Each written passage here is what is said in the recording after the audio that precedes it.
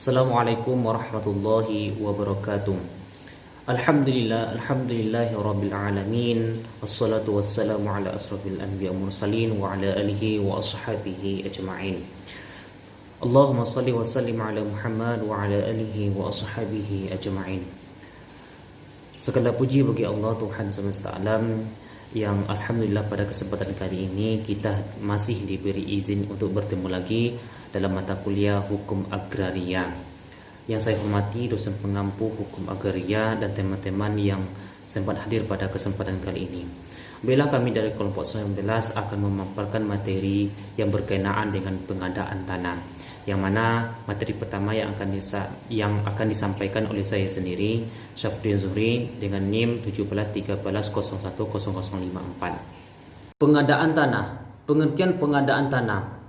Pengadaan tanah menurut Undang-Undang Nomor 2 Tahun 2012 tentang pengadaan tanah adalah kegiatan menyediakan tanah dengan cara memberi ganti kerugian yang layak dan adil kepada pihak yang berhak, yakni kepada pihak yang menguasai tanah atau memiliki objek pengadaan tanah, dengan pergantian yang layak dan adil dalam proses pengadaan tanah.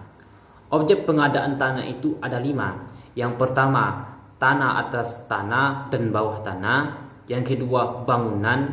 Yang ketiga, tanaman. Yang keempat, benda yang berkaitan dengan tanah selanjutnya atau yang lainnya yang dapat dinilai. Tujuan pengadaan tanah itu ada beberapa. Tujuan dari pembangunan pengadaan tanah itu sebagai berikut. Yang pertama adalah pertahanan dan keamanan sosial.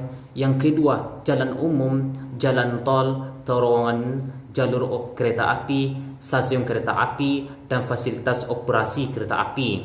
Yang ketiga, waduk, bendungan irigasi, saluran air minum, saluran pembuangan air dan sanitasi, dan bangunan pengairan lainnya. Yang keempat, pelabuhan, bandar udara, dan terminal. Yang kelima, infrastruktur minyak, gas, dan panas bumi. Pengadaan tanah untuk kepentingan umum. Berdasarkan pertimbangan Undang-Undang Nomor 2 Tahun 2012 tentang pengadaan tanah bagi pembangunan untuk kepentingan umum, selanjutnya disebut Undang-Undang Pengadaan Tanah. Pengadaan tanah bagi pembangunan untuk kepentingan umum ditunjukkan untuk menjamin terselenggara pembangunan untuk kepentingan umum yang pelaksananya dilakukan dengan mengedepankan prinsip kemanusiaan, demokrasi, dan adil.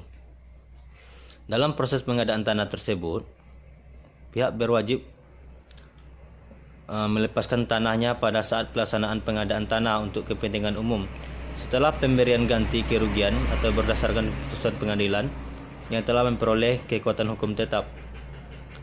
Materi selanjutnya, pencabutan hak atas tanah. Menurut pasal 18 Undang-Undang Pokok Agraria menyatakan untuk kepentingan umum termasuk kepentingan bangsa dan negara serta kepentingan bersama rakyat dari rakyat, hak-hak atas tanah dapat dicabut dengan memberi ganti rugi kerugian yang layak dan menurut cara yang diatur dalam undang-undang.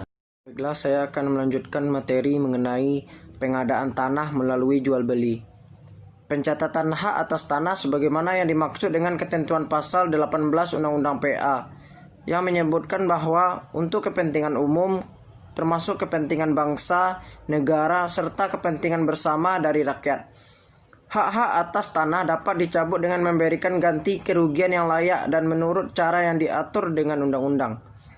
Apabila tanah diperlukan oleh pemerintah untuk kepentingan pembangunan tersebut luasnya kurang dari 5 hektar, dapat dilakukan melalui jual beli. Hal tersebut sesuai dengan ketentuan pasal 121 Peraturan Presiden Nomor 40 Tahun 2004 tentang pengadaan tanah skala kecil. Selanjutnya, dalam rangka efisiensi pengaturan tanah untuk kepentingan umum luasnya tidak lebih dari 5 hektar dapat dilakukan langsung oleh instansi yang memerlukan tanah dengan para pemegang hak atas tanah dengan cara jual beli atau tukar menukar antara lain yang disepakati oleh kedua belah pihak.